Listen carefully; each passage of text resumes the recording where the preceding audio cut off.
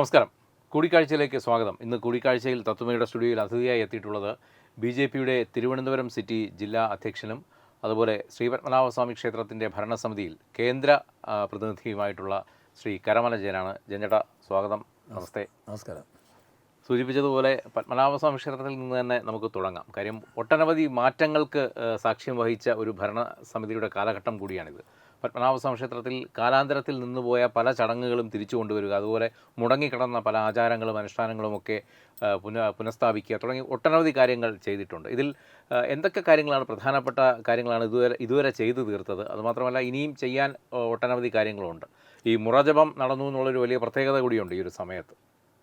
തീർച്ചയായിട്ടും അത് ഈ ഭരണസമിതിയുടെ കാലത്ത് തന്നെ മുറജപം നടത്താൻ നമുക്ക് ഉണ്ടായിട്ടുള്ള ആ നിയോഗം അതൊരു മഹാപുണ്യമായി ഞാൻ കാണുകയാണ്. എൻ്റെ ജീവിതത്തിലെ ഏറ്റവും വലിയൊരു, ഈ ജന്മത്തിലെ ഏറ്റവും വലിയ പുണ്യമായിട്ടാണ് കാണുന്നത്. ശ്രീപത്മനാഭസ്വാമി ക്ഷേത്രത്തിലെ ഭരണസമിതി അംഗമാവുക, ശ്രീപത്മനാഭസ്വാമിയെ സേവിക്കുക എന്നുള്ളത്, അതും ഒരു ഔദ്യോഗികപരമായി സേവിക്കാനുള്ളൊരു അവസരം കിട്ടിയത് തന്നെ മഹാഭാഗ്യമാണ്. ഈ കാലയളവിൽ ഒട്ടനവധി മാറ്റങ്ങൾ ഈ ഭരണസമിതിയുടെ കാലത്ത് ഉണ്ടായിട്ടുണ്ട്. ഉദാഹരണത്തിന് നമ്മുടെ താഴികക്കുളം 8 വർഷമായി ഇളക്കി മാറ്റിവെച്ചിരുന്നു. അതിൻ്റെ നിർമ്മാണ പ്രവർത്തനങ്ങളുമായി ബന്ധപ്പെട്ട് പല തടസ്സങ്ങളും അതുണ്ടായി.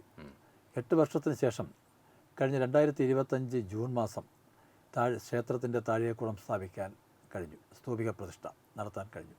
അതും ഒരു കുംഭാഭിഷേകത്തോടു കൂടി തന്നെ തന്ത്രിമാരുടെ നേതൃത്വത്തിൽ ആ ചടങ്ങ് നടത്താൻ കഴിഞ്ഞതും അത് പൂർത്തീകരിക്കാൻ കഴിഞ്ഞത് തന്നെ വലിയൊരു കാര്യമായും വലിയൊരു ഭാഗ്യമായും കാണുന്നു. അത് ഈ കാലയളവിൽ തന്നെ നടക്കാൻ കഴിഞ്ഞതിലും വളരെ സന്തോഷമുണ്ട്, വളരെ അഭിമാനത്തോടു കൂടി തന്നെയാണ് പറയുന്നത്. അതുകൊണ്ട് വിശ്വസേന പ്രതിഷ്ഠ അതും ആ പ്രതിഷ്ഠ 4 വർഷമായി അതും മുടങ്ങിക്കിടന്നു. ആ പ്രതിഷ്ഠയും പുനഃസ്ഥാപിക്കാനും പുനഃപ്രതിഷ്ഠ നടത്താനും സാധിച്ചു എന്നുള്ളത് ഏറ്റവും വലിയ കാര്യമാണ്. അതോടൊപ്പം നമ്മുടെ ഭദ്രദീപം എന്നൊരു ചടങ്ങുണ്ടായിരുന്നു. അത് അനിഴം തിരുനാൾ മാർത്താണ്ഡവർമ്മ വർഷങ്ങൾക്ക് മുമ്പ് തുടങ്ങിയതാണ്. അത് ജനങ്ങളുടെ ക്ഷേമത്തിനും ഐശ്വര്യത്തിനും നന്മയ്ക്കും വേണ്ടി ആണ് ആ ഭദ്രദീപം എന്നൊരു ചടങ്ങ് നടത്തിയിരുന്നത്. അത് കഴിഞ്ഞ 56 വർഷമായി അത് നിർത്തിവെക്കേണ്ട സാഹചര്യമുണ്ടായി. ഇന്ദിരാഗാന്ധിയുടെ ഭരണകാലത്ത് തിരുവിതാംകൂർ രാജ്യത്തിൻ്റെ അവസാനത്തെ രാജാവായിട്ടുള്ള ശ്രീ ചിത്തിരതിരുനാൾ മഹാരാജാവിന് പ്രിവ്യൂ പേഴ്സ്, നമ്മുടെ രാജ്യത്ത് ഈ ഇന്ത്യൻ യൂണിയനിൽ ലയിക്കപ്പെട്ട നാട്ടുരാജ്യങ്ങൾക്ക് ആ രാജഭരണാധികാരികൾക്ക് കൊടുത്തിരുന്ന പ്രിവ്യൂ പേഴ്സ് നിർത്തലാക്കി. ആ നിർത്തലാക്കിയതിന് ശേഷമാണ് ചിത്തിരനാൾ മഹാരാജാവിൻ്റെ കാലത്താണ് ഈ ഭദ്രദീപം നിർത്തലാക്കിയത്. അതിനുശേഷം വർഷങ്ങൾക്ക് ശേഷം അതും നമുക്ക് പുനഃസ്ഥാപിക്കാനും ഭദ്രദീപം എന്ന ചടങ്ങ് നടത്താനും തന്ത്രിയുടെയൊക്കെ അനുഗ്രഹത്തോടു കൂടി, തന്ത്രിയുടെ നിർദ്ദേശത്തോടു കൂടി നമുക്ക് ഈ 2025 നവംബർ മാസം അത് നടത്താൻ നമുക്ക് സാധിച്ചതും വളരെ സന്തോഷകരമായ കാര്യമാണ്. ശ്രീ പത്മനാഭസ്വാമിയുടെ സേവകനെന്ന നിലയിലും ശ്രീ പത്മനാഭസ്വാമിയെ സേവിക്കുന്ന ഭരണസമിതി അംഗങ്ങളെന്ന നിലയിലും ഒക്കെ നമുക്കതിനോട് നടത്താൻ നേതൃത്വം കൊടുക്കാനുണ്ടായത് തന്നെ വലിയ ഒരു മഹാഭാഗ്യമായി തന്നെ ഞാനത് കാണുകയാണ്. ഇത് ഭരണസമിതിയുടെ മാത്രം കഴിവായിട്ട് ഞാൻ കാണുന്നില്ല. ഇത് നമ്മുടെ ലക്ഷക്കണക്കിന് വരുന്ന ഭക്തന്മാർ, അതോടൊപ്പം ക്ഷേത്രത്തിലെ ജീവനക്കാർ, അതോടൊപ്പം തന്നെ നമ്മുടെ ഈ പല സ്ഥാപനങ്ങൾ, പല വ്യക്തിത്വങ്ങൾ, എല്ലാവരും ചേർന്ന് നിന്ന് ഒറ്റക്കെട്ടായി പ്രവർത്തിച്ചതിൻ്റെ ഫലമായിട്ടാണ് ഇത്തരം നിന്നുപോയിട്ടുള്ള പല കാര്യങ്ങളും നമുക്ക് നടപ്പിലാക്കാൻ ഈ ഭരണസമിതിക്ക് കഴിഞ്ഞത്. അതോടൊപ്പം തന്നെ ഇപ്പോൾ നമുക്ക് ഏറ്റവും 296 വർഷങ്ങൾക്ക് ശേഷം ശ്രീ പത്മനാഭസ്വാമി ക്ഷേത്രത്തിൻ്റെ സ്വാമിയുടെ മൂലവിഗ്രഹത്തിൻ്റെ പണി ആരംഭിക്കുകയാണ്. 296 വർഷങ്ങൾക്ക് ശേഷം. അത് വലിയൊരു സംഭവമാണ്. കാരണം വലിയൊരു മഹാസംഭവമായിട്ടാണ് നമുക്കത് കാണേണ്ടത്. കാരണം ഇനിയൊരു നിർമ്മാണ പ്രവർത്തനം എന്ന് പറയുന്നത് എത്രയോ വർഷങ്ങൾ കഴിഞ്ഞിട്ടായിരിക്കും. എന്തൊക്കെയാണ് ഇതിൽ പ്രധാനമായിട്ടും ചെയ്യുന്ന കാര്യങ്ങൾ? അത് ഇപ്പോൾ നമ്മുടെ തന്ത്രിമാരടങ്ങുന്ന എക്സ്പെർട്ട് കമ്മിറ്റിയാണ് ക്ഷേത്രത്തിനകത്ത് മൂലബിംബത്തിന് എന്തൊക്കെ കേടുപാടുകൾ സംഭവിച്ചിട്ടുണ്ട് എന്നുള്ളത് കണ്ടെത്തിയത്. അതിനെ സംബന്ധിച്ച് 30 ഉപദേവതകളുണ്ട് അതിന് ചുറ്റും, ഭഗവാന്റെ ചുറ്റും. ആ ഉപദേവതകളുടെ ആ വിഗ്രഹങ്ങൾ ആ പ്രതിഷ്ഠകൾക്ക് ചില കേടുപാടുകൾ, നല്ല കേടുപാടുകൾ ഉണ്ടായിട്ടുണ്ട്. പക്ഷെ ഭഗവാന്റെ ആ മൂലബിംബത്തിന് വലിയ കേടുപാട് സംഭവിച്ചില്ലെങ്കിൽ ചില വർഷങ്ങൾ കഴിഞ്ഞതുകൊണ്ട് സംഭവിച്ചിട്ടുണ്ട്.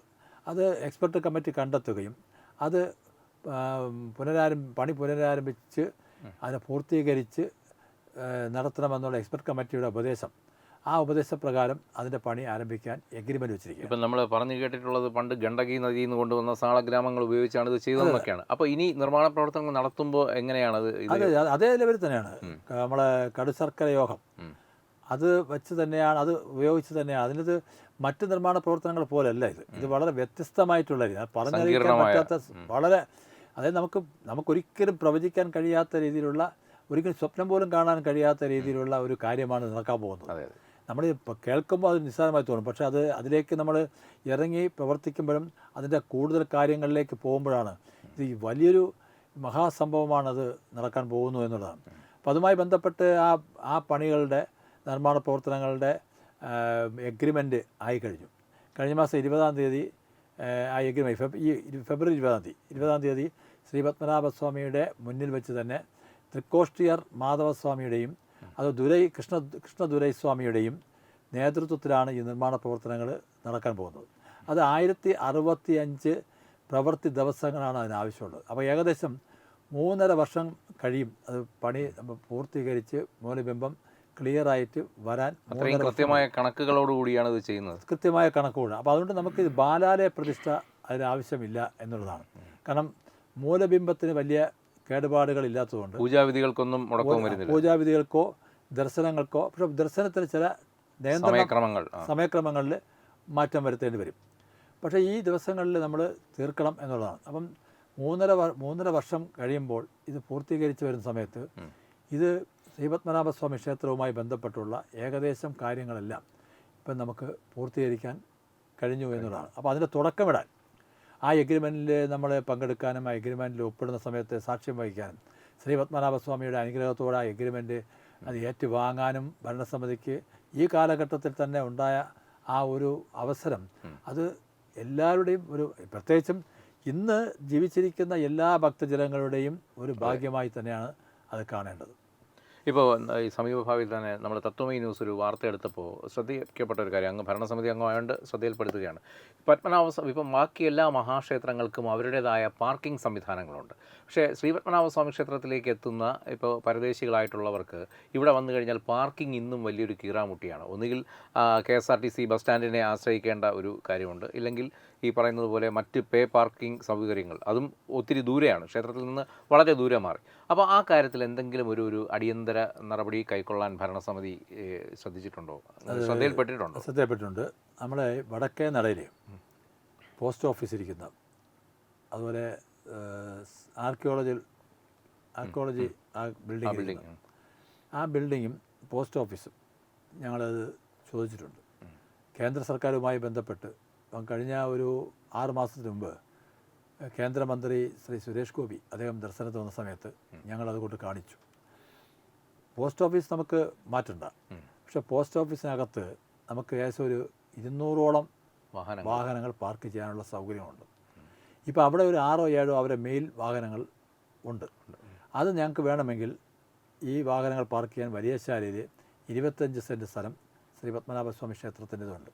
അവിടെ അവർക്ക് പാർക്ക് ചെയ്യാൻ സൗകര്യം കൊടുത്താൽ ഇവിടെ നമുക്ക് തുറന്ന് കിട്ടിക്കഴിഞ്ഞാൽ ഇത് കേന്ദ്ര സർക്കാർ അല്ലെങ്കിൽ ആ വകുപ്പ് മന്ത്രിയുടെ ശ്രദ്ധപ്പെടുത്തിയിട്ടുണ്ട്. സുരേഷ് ഗോപി അദ്ദേഹം പെടുത്താമെന്നും പറഞ്ഞിട്ടുണ്ട്. അല്ല, ഇത് അവിടെ സ്പെഷ്യൽ സെക്യൂരിറ്റി സോൺ കൂടിയാണ്. അപ്പം മറ്റെന്തെങ്കിലും സാങ്കേതികമായിട്ടുള്ള ഒരു തടസ്സം അതിനകത്തുണ്ട്? അതില്ല. അത് കിട്ടിക്കഴിഞ്ഞാൽ നമുക്ക് ഉറപ്പായിട്ടും ശ്രീ പത്മനാഭസ്വാമി ക്ഷേത്രത്തിൻ്റെ പാർക്കിംഗ് പ്രശ്നം കുറച്ച് നല്ല കൂടുതൽ ഇതിലും പരിഹരിക്കാനല്ല, കുറേയൊക്കെ നമുക്ക് പരിഹരിക്കാൻ കഴിയും എന്നുള്ളതാണ് ഭരണസമിതിയുടെ ഒരു വിശ്വാസം.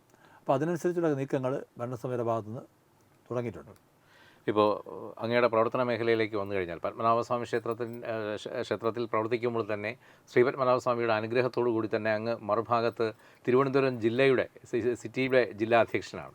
ഈ ഒരു കാലയളവിൽ തന്നെയാണ് BJP വലിയൊരു നേട്ടം തിരുവനന്തപുരത്ത് കൊയ്യുന്നത്. ഈ കഴിഞ്ഞ തദ്ദേശ സ്വയംഭരണ തെരഞ്ഞെടുപ്പിൽ തിരുവനന്തപുരം കോർപ്പറേഷൻ BJPയിൽ താമര വിരിയിച്ചിരിക്കുകയാണ് അല്ലേ? തീർച്ചയായും. അപ്പം ആ ഒരു നിയോഗം എങ്ങനെ കാണുന്നു? കാര്യം തിരുവനന്തപുരത്ത് സംഘപ്രവർത്തനങ്ങളിലൂടെ വളർന്നു വന്ന ഒരു പൂർവ്വകാലമുണ്ട് അങ്ങേക്ക്. അപ്പോൾ ഒട്ടനവധി സഹനത്തിൻ്റെയും ത്യാഗത്തിൻ്റെയും ഒക്കെ കഥകളും പറയാനുണ്ട് ആ കാലത്ത്. അപ്പോൾ ആ കാലത്ത് ഇപ്പോൾ ഈ നേട്ടത്തിൽ നിന്നുകൊണ്ട് ആ കാലത്തിലേക്ക് തിരിഞ്ഞു നോക്കുമ്പോൾ പറയാനുള്ളത് എന്താണ്? സംഘപ്രവർത്തനം ഞാൻ തുടങ്ങിയിട്ട് 45 വർഷം. ആവുന്നു. ഈ എൻ്റെ കുട്ടിക്കാലത്ത് ഞാൻ രാഷ്ട്രീയ സ്വയം സേവാ സംഘവുമായി ബന്ധപ്പെട്ട് ശാഖയിൽ തുടങ്ങിയതാണ്. അതൊട്ട് ഇതുവരെ നോക്കുന്ന സമയത്ത് ഞാൻ ശരിക്കും എൻ്റെ പ്രവർത്തനം ഞാൻ സംഘപ്രവർത്തനത്തിലേക്ക് നിന്നും മാറി സംഘപ്രവർത്തനത്തിൽ നിന്ന് നിയോഗിക്കപ്പെട്ട് BJP രാഷ്ട്രീയത്തിലേക്ക് വന്ന സമയത്ത് BJPയുടെ വാർഡ് തല ചുമതലയുമായി ഞാൻ തുടങ്ങിയത്. വാർഡ്, മണ്ഡലം, ജില്ല അടിസ്ഥാനത്തിൽ ഇങ്ങനെ വന്ന സമയത്ത് അവസാനം പാർട്ടിയുടെ ജില്ലാ പ്രസിഡൻറ്റ് എന്ന നിലയിൽ റവന്യൂ ജില്ലയുടെ ഒറ്റ ജില്ലയുടെ പ്രസിഡൻ്റായി 2010 മുതൽ 2014 വരെ പ്രവർത്തിച്ച സമയത്തും അത് കഴിഞ്ഞിട്ട് നാഷണൽ കൗൺസിൽ മെമ്പറായി പ്രവർത്തിച്ചപ്പോഴും അത് കഴിഞ്ഞിട്ട് BJPയുടെ സംസ്ഥാന സെക്രട്ടറിയായി പ്രവർത്തിച്ച് വീണ്ടും റവന്യൂ ജില്ല മാറി ഒരു സിറ്റിയുടെ ജില്ല മാത്രമാക്കി വീണ്ടും ഞാൻ ജില്ലാ പ്രസിഡൻ്റായപ്പോൾ തീർച്ചയായിട്ടും ആ കാലഘട്ടം നോക്കുന്ന സമയത്ത് ഇപ്പോൾ ശ്രീ പത്മനാഭസ്വാമി ക്ഷേത്രത്തിൻ്റെ ഭഗവാന്റെ ഒരു സേവകനായിട്ടും അതേ നിലയിൽ തന്നെ അതുപോലെ തന്നെ ജില്ലാ പ്രസിഡൻ്റുമായിട്ടും തിരുവനന്തപുരം എന്ന് പറയുന്ന തിരുവനന്തപുരം ശ്രീ പത്മനാഭസ്വാമിയുടെ മണ്ണാണ്.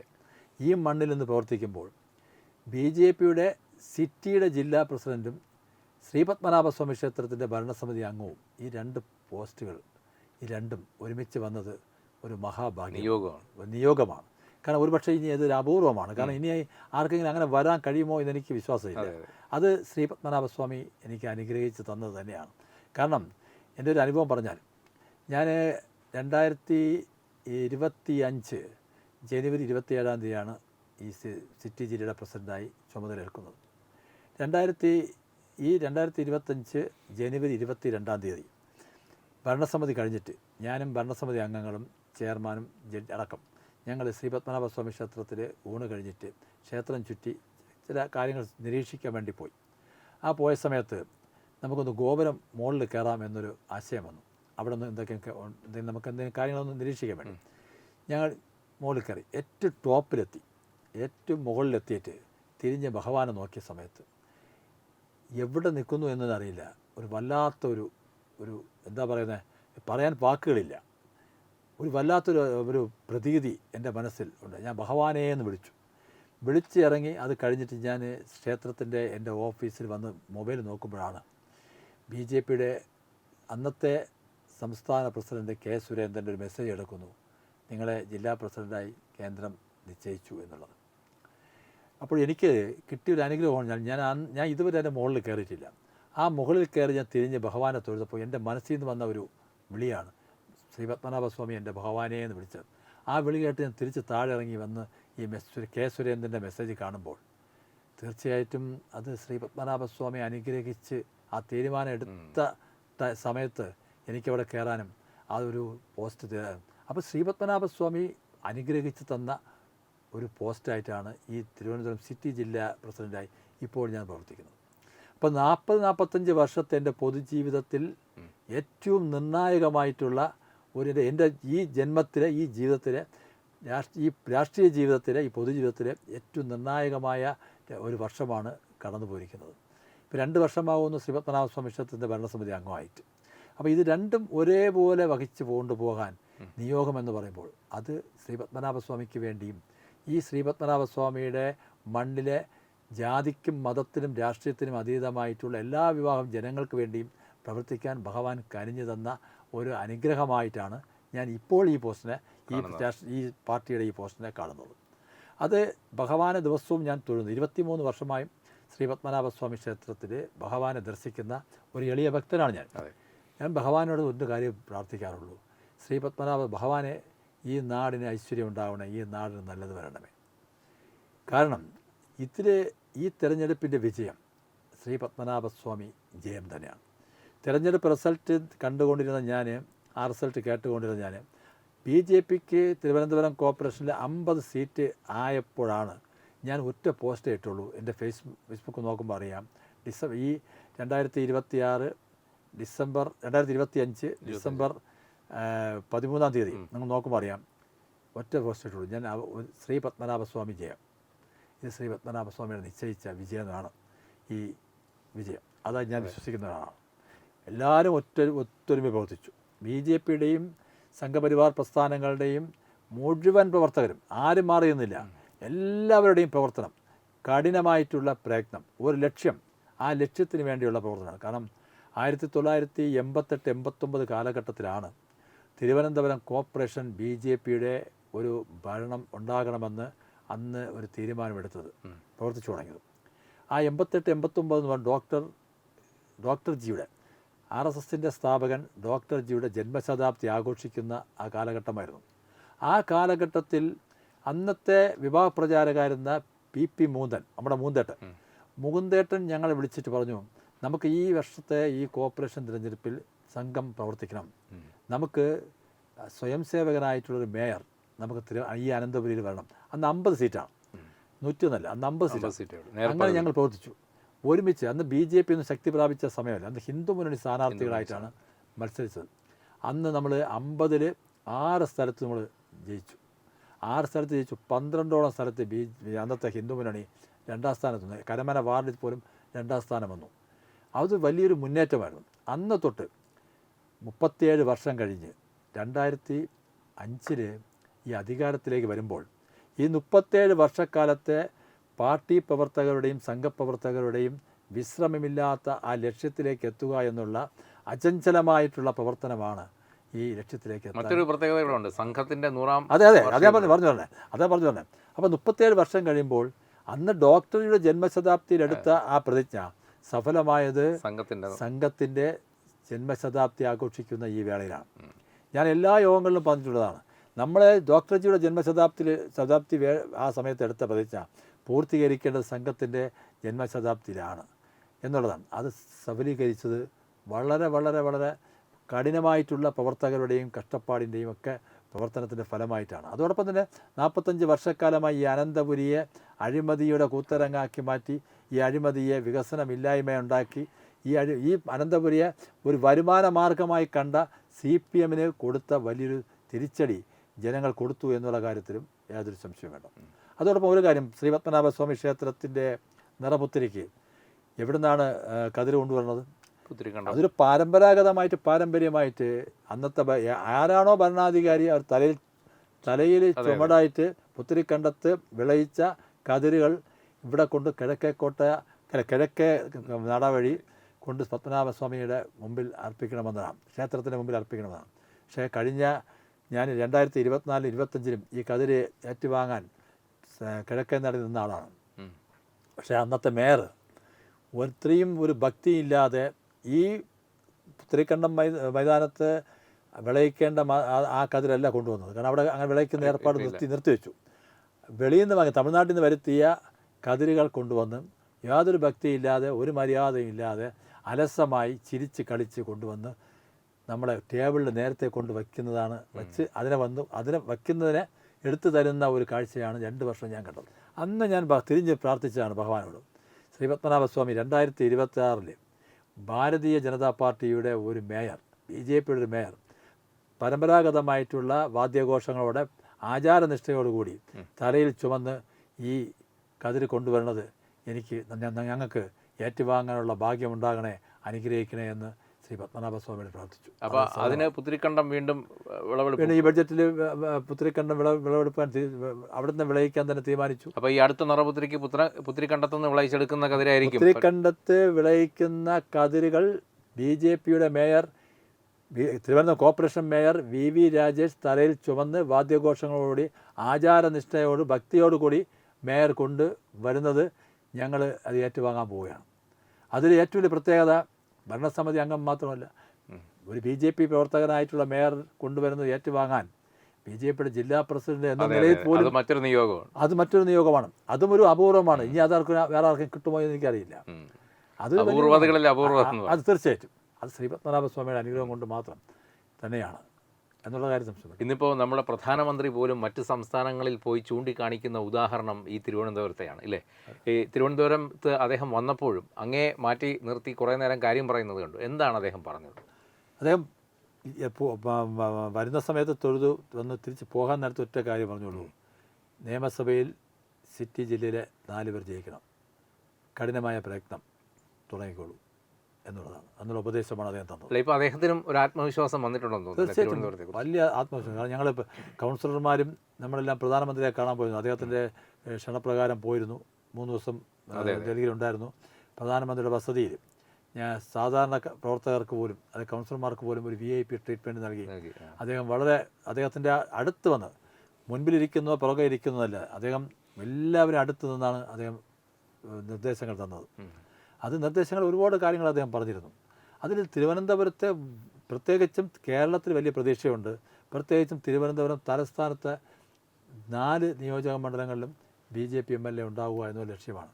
ആ ലക്ഷ്യത്തിന് വേണ്ടി പ്രവർത്തിക്കാൻ കൗൺസിലർമാരോട് ആഹ്വാനം ചെയ്യുകയാണ്. പിന്നെ അദ്ദേഹത്തിൻ്റെ അനുഭവങ്ങളും ഒരു ജനപ്രതിനിധികൾ എങ്ങനെ ആവണം, ഒരു രാഷ്ട്രീയ പ്രവർത്തനം എങ്ങനെ ആവണം എന്നുള്ള അദ്ദേഹത്തിൻ്റെ അനുഭവങ്ങളും അതൊക്കെ അദ്ദേഹം പങ്കുവച്ചു. നല്ലൊരു കൂടിക്കാഴ്ചയായിരുന്നു അത്. ഇപ്പോൾ സംഘത്തിൻ്റെ പ്രവർത്തനങ്ങളെക്കുറിച്ച് പറഞ്ഞു. മുമ്പൊരിക്കൽ നമ്മൾ തമ്മിലുള്ള ഒരു സൗഹൃദ സംഭാഷണത്തിനിടയിൽ അങ്ങ് പറഞ്ഞൊരു കാര്യമാണ്, ഈ തിരുവനന്തപുരത്ത് സംഘപ്രവർത്തനവുമായി ബന്ധപ്പെട്ട് അങ്ങ് നടക്കുമ്പോഴാണ് നടൻ സുകുമാരനെ പരിചയപ്പെടുന്നതും മകൻ പൃഥ്വിരാജിനെ ശാഖയിൽ കൊണ്ടുപോകുന്നതുമായിട്ടുള്ള സംഭവം. അത് എത്ര പേർക്ക് അറിയാമെന്നറിയില്ല. ആ സംഭവം ഒന്ന് പ്രേക്ഷകർക്ക് വേണ്ടി പറയാം. തീർച്ചയായിട്ടും. അത് കുഞ്ചാലമ്മോട്, കരമന കുഞ്ചാലമ്മോട്, ഞാൻ സൂചേട്ടനാണ് വിളിക്കുന്നത്. സുകുമാരൻ എന്ന് പറഞ്ഞ നമ്മളെ അന്തരിച്ചു പോയ സൂചേട്ടൻ, അദ്ദേഹം ആ വീട്ടിലാണ് താമസിച്ചിരുന്നത്, കുഞ്ചാലമ്മോട് ജംഗ്ഷനിൽ. ഇപ്പോൾ ആ പെട്രോൾ പമ്പിൽ ഇരിക്കുന്നത് നേരെ എതിരെയാണ്. അന്ന് പൃഥ്വിരാജും ഇന്ദ്രജിത്തും വളരെ കുട്ടികളായിരുന്നു. വർഷം എനിക്ക് തോന്നുന്നത് 35 വർഷത്തിന് മുമ്പുള്ള കഥയാണ്. 35 വർഷത്തിന് മുമ്പ് അവരെ അന്ന് സ്കൂളിൽ പോകുന്നതും പോയിട്ട് വന്ന് വൈകുന്നേരം ബാലശാഖയിൽ കൊണ്ടുപോകുന്നത് അവിടെ അന്ന് മുഖ്യ ശിക്ഷകനായിരുന്ന അമ്പി എന്ന് പറയുന്ന ഒരു പ്രവർത്തകനായിരുന്നു. അപ്പോൾ ഞങ്ങളെടുക്കുന്ന ആ ശാഖയിൽ വന്നു. ഞങ്ങൾ വരുമ്പോൾ വീട്ടിൽ വരുന്ന സമയത്ത് ചോദിച്ചേട്ടൻ നമുക്ക് ചായ ഇട്ട് തരും. മല്ലി ചേച്ചി വരുന്നവർ അദ്ദേഹം ആ ഒരു കസേരയിൽ ചാരി ഇരുന്ന് പറയും, മല്ലി ആരാ വന്നിരിക്കുന്നതൊക്കെ, നമ്മൾ ആൾക്കാർ വന്നിരിക്കുന്നു, ചായ ഇടുമെന്ന് പറയും. അദ്ദേഹം വളരെ വളരെ ഒരു ലാളിത്യമുള്ള ഒരു നടനായിരുന്നു. അത് എല്ലാവരുമായിട്ടും വളരെ കുഞ്ചാലമുള്ള മുസ്ലിം സഹോദരന്മാരുടെ അടുത്തൊക്കെ വളരെ നല്ല ഒരു മാനസിക അടുപ്പമുണ്ടായിരുന്നു. നമ്മുടെ ബസ്തികളിലൊക്കെ പങ്കെടുത്തിട്ടുണ്ടോ? നമ്മൾ അവസാനം അദ്ദേഹം നമ്മുടെ സംഘത്തിൻ്റെ ക്യാമ്പിൽ അദ്ദേഹം അധ്യക്ഷനായിരുന്നു, കരമന സ്കൂളിൽ നടന്ന ക്യാമ്പിൽ. അന്ന് ഇന്ദ്രജിത്തും ഈ പൃഥ്വിരാജും കുട്ടികളെ ബാലസ്വയം സേവകരായിരുന്നു. അവരെ ശാഖയെ കൊണ്ടുപോയിരുന്നു, അവർ ശാഖയിൽ പ്രവർത്തിച്ചിരുന്നു, അവർ രാഷ്ട്രീയ സ്വയംസേവക സംഘത്തിൻ്റെ പ്രവർത്തകരായിരുന്നു എന്നുള്ള കാര്യത്തിൽ യാതൊരു സംശയവും വേണ്ട. അതിൽ കുഞ്ചാലമൂടെയുള്ള പൂജപ്പരയുള്ള എല്ലാവർക്കും അറിയാവുന്ന സത്യമാണ്, പഴയകാല ആൾക്കാർക്കും അറിയാവുന്ന സത്യമാണ്. അല്ല, ഈ മക്കൾ ദേശീയത വളർത്തുക എന്നുള്ളൊരു ഉദ്ദേശം തന്നെ. അതെ, അദ്ദേഹത്തിൻ്റെ ആ ക്യാമ്പിൽ, കരമന നടന്ന ക്യാമ്പിൽ അദ്ദേഹം അധ്യക്ഷനായി അധ്യക്ഷ പ്രസംഗത്തിലും അദ്ദേഹം പറഞ്ഞു, ഞാൻ ദേശീയതയുടെ അംഗമായി ദേശീയതയോട് പ്രവർത്തിക്കാൻ, ദേശീയതയിൽ എനിക്കും പ്രവർത്തിക്കണം, അതിൽ പങ്കുചേരണമെന്ന് ആഗ്രഹിക്കുന്നു എന്നതിന് അദ്ദേഹം പ്രസംഗം. രാഷ്ട്രീയ സ്വയംസേവക സംഘം എന്ന് പറഞ്ഞ് ഞാൻ തെറ്റിദ്ധരിക്കപ്പെട്ടിരുന്നു. പക്ഷേ ഈ രാജ്യത്തിന് ആവശ്യമായ ഒരു സംഘടനയാണ്, ഇത്രയും അച്ചടക്കമുള്ള ഒരു സംഘടന അദ്ദേഹത്തിൻ്റെ ജീവിതത്തിൽ കണ്ടിട്ടില്ല എന്ന് അദ്ദേഹം പരിപാടി കഴിഞ്ഞതിന് ശേഷം സ്വകാര്യമായി പോലും അദ്ദേഹം നമ്മുടെ സംഘത്തിൻ്റെ അന്നത്തെ ആൾക്കാരോട് പറഞ്ഞു. കാരണം ആ സിസ്റ്റം അങ്ങനെയായിരുന്നു. ആ തുടങ്ങിയ ക്യാമ്പിൻ്റെ തുടങ്ങിയതും അവസാനിക്കുന്നതൊക്കെ അദ്ദേഹം അത്ഭുതത്തോട് വീക്ഷിക്കുകയാണ്. ഒരു പട്ടാള ചിട്ടയോടുകൂടിയും അടുക്കും ചിട്ടയോടുകൂടിയും അച്ചടക്കത്തോടു കൂടിയും ഒക്കെ ചെയ്യുന്ന ഒരു സംഘടന ഒരു പക്ഷേ ലോക അതിശയങ്ങളിലൊന്നാണ് RSS എന്നുള്ള കാര്യത്തിൽ യാതൊരു സംശയം വേണ്ട. അത് എൻ്റെ അനുഭവം. സുകുമാരൻ ചേട്ടൻ പോലും അത് പറഞ്ഞു എന്നുള്ളതാണ് സത്യം. പിന്നീട് എപ്പോഴെങ്കിലും പൃഥ്വിരാജിനെ കാണാൻ ഇടയായിട്ടുണ്ടോ? കണ്ടിട്ടുണ്ട്. ഞാൻ മല്ലിക ചേച്ചിയെ കഴിഞ്ഞ കുറച്ച് ദിവസത്തിന് മുമ്പ് കണ്ടിരുന്നു. ഒരു ദിവസം വീട്ടിൽ വരണമെന്ന് പറഞ്ഞിരുന്നു. ഈ പറഞ്ഞതുപോലെ BJP ഇപ്പോൾ വലിയൊരു മാറ്റത്തിൻ്റെ പാതയിലാണ്. ഈ പറഞ്ഞ ഒരു 2 പതിറ്റാണ്ട് മുമ്പ് വരെയെങ്കിലും ഒരു ഇലക്ഷൻ വരുമ്പോൾ ഈ മറ്റ് 2 മുന്നണികളോടൊപ്പം നിൽക്കുന്ന വെറും ഒരു പാർട്ടിയായി BJP മാറിയിട്ടുണ്ടെങ്കിൽ ഇന്നിപ്പോൾ അങ്ങനെയല്ല. മറ്റു മുന്നണികളെ 2 പേർക്കും ഭീഷണി ഉയർത്തിക്കൊണ്ടാണ് BJP നിൽക്കുന്നത്. മാത്രമല്ല എല്ലാ കാര്യങ്ങളിലും ഒരു പടി മുൻപേ എന്നുള്ള രീതിയിൽ ഇപ്പോൾ തെരഞ്ഞെടുപ്പ് കമ്മിറ്റി ഓഫീസ് പോലും ആദ്യം ഉദ്ഘാടനം ചെയ്യുന്നത് BJP ആണ്. സ്ഥാനാർത്ഥികളെ സംബന്ധിച്ചും ഏതാണ്ട് വ്യക്തമായൊരു ധാരണയുണ്ട്. മറ്റ് ഇരുപാളയങ്ങളിൽ ഇതുവരെ സ്ഥാനാർത്ഥി നിർണയം പോലും ഒന്നുമായിട്ടില്ല, ഒരു ഘട്ടവും എത്താത്ത രീതിയിലാണ്. ഇപ്പോൾ ഏതാണ്ട് 2 ആഴ്ചയ്ക്കുള്ളിൽ തെരഞ്ഞെടുപ്പിൻ്റെ തീയതിയും പ്രഖ്യാപിക്കും. എങ്ങനെയാണ് ഈ വരാൻ പോകുന്ന 2026 നിയമസഭാ തെരഞ്ഞെടുപ്പിനെ പൊതുവായി കാണുന്നത്? 2026 നിയമസഭാ തെരഞ്ഞെടുപ്പ് BJP കേരള ഘടകം, രാജീവ് ചന്ദ്രശേഖർജിയുടെ നേതൃത്വത്തിലുള്ള സംസ്ഥാന ഘടകം കേവലം കുറച്ച് സീറ്റുകൾ ജയിക്കുക എന്ന ലക്ഷ്യത്തോടെ അല്ല പ്രവർത്തിക്കുന്നത്.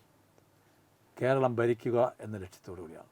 കേരളത്തിൽ ഭരിക്കാൻ ആവശ്യമായ ഭൂരിപക്ഷം നേടുക എന്നുള്ള ലക്ഷ്യത്തോടു കൂടിയാണ് ഈ തിരഞ്ഞെടുപ്പ് പ്രവർത്തിക്കുന്നത്. ഒരുപക്ഷേ ഇത് കേൾക്കുമ്പോൾ അത്ഭുതകരമായി ചിന്തിക്കുന്നവർ കാണും, ഇത് തിരഞ്ഞെടുപ്പിൻ്റെ ഒരു സ്റ്റണ്ടാണ്, വെറുതെ പറയുന്നതാണെന്ന്. പക്ഷേ ഞാൻ ഒരു ഉദാഹരണം പറയാം. കഴിഞ്ഞ തദ്ദേശ സ്വയംഭരണ സ്ഥാപനങ്ങളുടെ തിരഞ്ഞെടുപ്പ്, ആ തിരഞ്ഞെടുപ്പുമായി ബന്ധപ്പെട്ട് പല യോഗങ്ങളിലും തിരുവനന്തപുരം നഗരസഭ BJP അധികാരത്തിൽ വരുമെന്ന് പറഞ്ഞപ്പോൾ പുച്ഛിച്ചവരുണ്ട്, ചിരിച്ചു കളഞ്ഞവരുണ്ട്. സാമൂഹ്യ മാധ്യമങ്ങളിലൊക്കെ ഇവന് വട്ടാണ്, അല്ലെങ്കിൽ ഇവർക്ക് വട്ടാണ്, ബി ജെ പി വട്ട് മൂത്തിരിക്കുകയാണ് എന്ന് കളിയാക്കിയവരുണ്ട്. മാധ്യമപ്രവർത്തകരോട് പോലും ഞാൻ പത്രസമ്മേളനത്തിൽ മുൻ മേയർ തന്നെ ട്രോൾ ചെയ്ത സംഭവം ഉണ്ടായി. ട്രോൾ ചെയ്ത സമയമുണ്ട്. പ്രധാനമന്ത്രിയെ സ്വീകരിക്കാൻ ബി ജെ പിയുടെ മേയർ ഉണ്ടാകുമെന്ന് പറഞ്ഞപ്പോൾ അതിന് ട്രോൾ ചെയ്തു. പക്ഷേ ആരെങ്കിലും വിചാരിച്ചു ഞങ്ങൾക്കൊരു കൃത്യമായ ലക്ഷ്യമുണ്ടായിരുന്നു, ആ കൃത്യമായ ആ ലക്ഷ്യത്തിലേക്ക് എത്തുമെന്ന് ഞങ്ങൾക്ക് ഉറപ്പുണ്ടായിരുന്നു. തിരുവനന്തപുരം നഗരസഭയിൽ സി പി എം ഇട്ടതുപോലും 35 കടക്കില്ലെന്നാണ്. കഴിഞ്ഞ 35 കിട്ടിയാൽ ഭാഗ്യമെന്നാണ്. പക്ഷേ അത് നേടി. ഞാൻ അതുകൊണ്ട് ഇതാ ഇപ്പോൾ പറയുന്നു, ഇത് വ്യക്തമായിട്ടും ഇതിനൊരു ഉദാഹരണമാണ് നഗരസഭയെങ്കിൽ നിയമസഭയും അതായിരിക്കും. വലിയ മാറ്റം ഉണ്ടാകുമ്പോഴാണ് ജനങ്ങൾ ബി ജെ പി ജയിക്കാൻ കഴിയും, ബി ജെ പിക്ക് ഭരിക്കാൻ കഴിയും, ബി ജെ പിക്ക് ഭരണത്തിലെത്താൻ കഴിയുമെന്ന് തിരുവനന്തപുരം എന്ന് പറയുമ്പോൾ മറ്റ് കോർപ്പറേഷനെ പോലല്ല, കേരളത്തിൻ്റെ തലസ്ഥാനമായ തിരുവനന്തപുരം കോർപ്പറേഷൻ ഭരണം നേടുക എന്ന് പറഞ്ഞാൽ അത് കേരളത്തിൻ്റെ ഭരണം നേടിയതിന് തുല്യമാണ്. അതുകൊണ്ടാണ് ഞാൻ പറയുന്നത്, പാർട്ടി പറയുന്നത്, ഞാൻ മാത്രമല്ല പാർട്ടി പറയുന്നത്, കേന്ദ്ര നേതൃത്വം പറയുന്നത് കേരളത്തിൽ ബി ജെ പിയുടെ മുഖ്യമന്ത്രി ഉണ്ടാകും. അത് 2021 നിയമസഭാ തെരഞ്ഞെടുപ്പിൽ കെ സുരേന്ദ്രൻ അന്ന് സംസ്ഥാന പ്രസിഡൻ്റായ സമയത്ത് 35 സീറ്റ് കിട്ടിയാൽ ഞങ്ങൾ ഭരണം പിടിക്കുമെന്ന് പറഞ്ഞപ്പോൾ കളിയാക്കിയവർ. അന്നത്തെ പ്രത്യേക സാഹചര്യങ്ങളായിരുന്നു, രാഷ്ട്രീയപരമായ ചില സാഹചര്യങ്ങളല്ല, മാത്രമല്ല കൊറോണ വന്ന സമയത്തുള്ള ചില സാഹചര്യങ്ങളൊക്കെയാണ് രണ്ടാം പിണറായി സർക്കാർ വരണം, അത് ബി ജെ പി കുറച്ച് പുറകോട്ട് പോകാനും പുറകോട്ട് പോയത്. പക്ഷേ ഇന്നത്തെ സാഹചര്യങ്ങൾ മാറിയിരിക്കുകയാണ്. ഈ ഒരു വിജയം കരസ്ഥമാക്കാൻ ബി ജെ പിക്ക് കഴിയുമെന്ന് ജനങ്ങൾക്ക് ഉത്തമ ബോധ്യമായിട്ടുണ്ട്, വിശ്വാസമുണ്ട്. നമ്മളൊരു സ്വകാര്യമായി നിഷ്പക്ഷമായി ചിന്തിക്കുന്ന ഒരാളും കേരളത്തിൽ ബി ജെ പിയുടെ ഒരു ഭരണം ഉണ്ടാകണം എന്ന് ആഗ്രഹിക്കുന്ന വലിയൊരു വിഭാഗം ജനങ്ങൾ ഉണ്ട്. അതിന് ന്യൂനപക്ഷങ്ങൾക്ക് പോലും ആഗ്രഹിക്കുന്നവരുണ്ട്. ഞാൻ ന്യൂനപക്ഷങ്ങളെ മാറ്റി നിർത്തരുത്, ന്യൂനപക്ഷങ്ങളടക്കം, അത് കേരളത്തിലെ ക്രിസ്ത്യൻ മുസ്ലിം അടക്കമുള്ള ന്യൂനപക്ഷങ്ങളടക്കത്തിൻ്റെ പിന്തുണയോടുകൂടി തന്നെ കേരളത്തിലെ ബി ജെ പി നിയമസഭയിൽ വലിയ മുന്നേറ്റം ഉണ്ടാകും, ഭരണം വരുമെന്ന് തന്നെയാണ് പ്രതീക്ഷ. ഇപ്പോഴും ഈ മുന്നിൽ കാണുന്ന എന്തെങ്കിലും വെല്ലുവിളികളുണ്ടോ ഈ തെരഞ്ഞെടുപ്പിനോട് അടുക്കുമ്പോൾ ബി ജെ പി ഇപ്പോഴും അഭിമുഖീകരിക്കുന്ന കാര്യം? ആ മേഖലകൾ കൂടി കറക്റ്റ് ചെയ്താൽ ഒന്നുകൂടി എളുപ്പമാകുമെന്ന് കരുതുന്നു. അതിലിപ്പം എല്ലാത്തിലും നമുക്ക് മുമ്പോട്ട് പോകുന്ന സമയത്ത് പല പ്രതിസന്ധികളും പ്രതിബന്ധങ്ങളൊക്കെ നമുക്ക് തരണം ചെയ്യേണ്ടതായിട്ട് വരും. അത് നമ്മുടെ ജീവിതത്തിലായാലും സ്വാഭാവികമായി ഉണ്ടാകും. എന്തെങ്കിലും കുറവുകൾ ഉണ്ടെങ്കിൽ നമുക്കത് പരിഹരിക്കാനും അത് ഉടനടി തീരുമാനങ്ങളെടുത്ത് ക്ലിയർ ചെയ്യാനും വിഷയങ്ങളുണ്ടെങ്കിൽ അതൊക്കെ എല്ലാമുള്ള സമയവും നമ്മൾ കൃത്യമായിട്ടും പ്രയോജനപ്പെടുത്തി തന്നെ മുമ്പോട്ട് പോവുകയാണ്.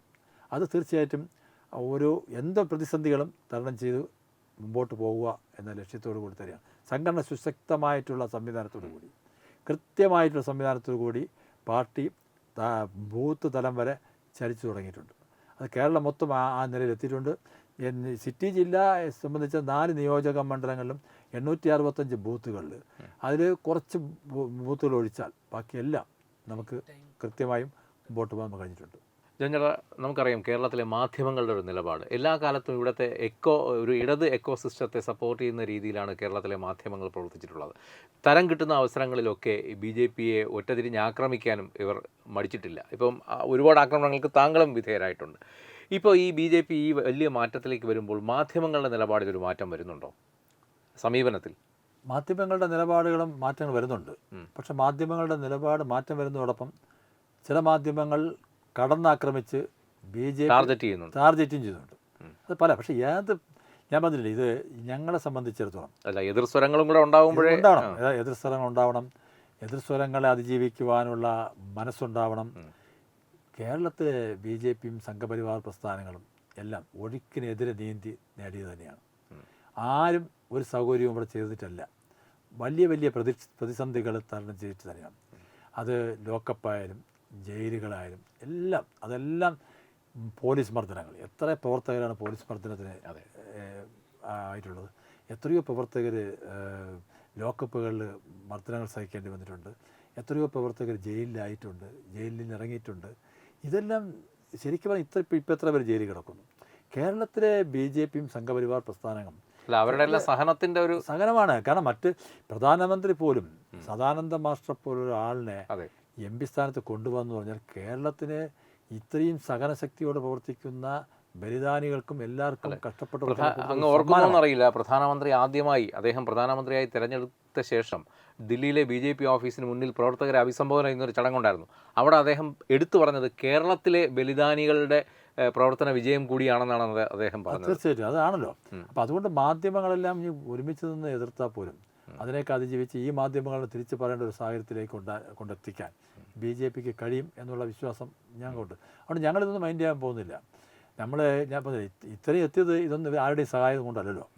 പക്ഷേ നമുക്ക് ഇവിടെ ജനങ്ങളുടെ ഒരു സഹായം, പ്രവർത്തകരുടെ ശക്തമായിട്ടുള്ള പ്രവർത്തനം, ആത്മാർത്ഥത, ഇതെല്ലാം കൂടി കൂട്ടിച്ചേരുമ്പോൾ ഉറപ്പായിട്ടും നമ്മൾ വിജയത്തിലേക്ക് എത്തും എന്നുള്ള കാര്യത്തിൽ സംശയമൊന്നുമില്ല.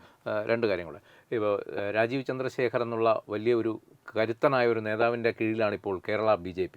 കേന്ദ്ര മന്ത്രിസ്ഥാനത്ത് നിന്നും കേരള BJPയുടെ ഘടകത്തിൻ്റെ അധ്യക്ഷ സ്ഥാനത്തേക്ക് വന്ന ഒരാളാണ് അദ്ദേഹം. അദ്ദേഹം ഇവിടെ വന്ന് ഓഫീസിൽ പ്രവർത്തനം തുടങ്ങുമ്പോൾ ഈ മാധ്യമങ്ങൾ തന്നെ ഒരുപാട് പേര്, ഇപ്പോൾ ഞാനടക്കമുള്ള മാധ്യമപ്രവർത്തകർ അവിടെ വന്നു പോകുന്നതുകൊണ്ട് അതിൻ്റെ ഫീഡ്ബാക്ക് കൃത്യമായിട്ട് അറിയാം.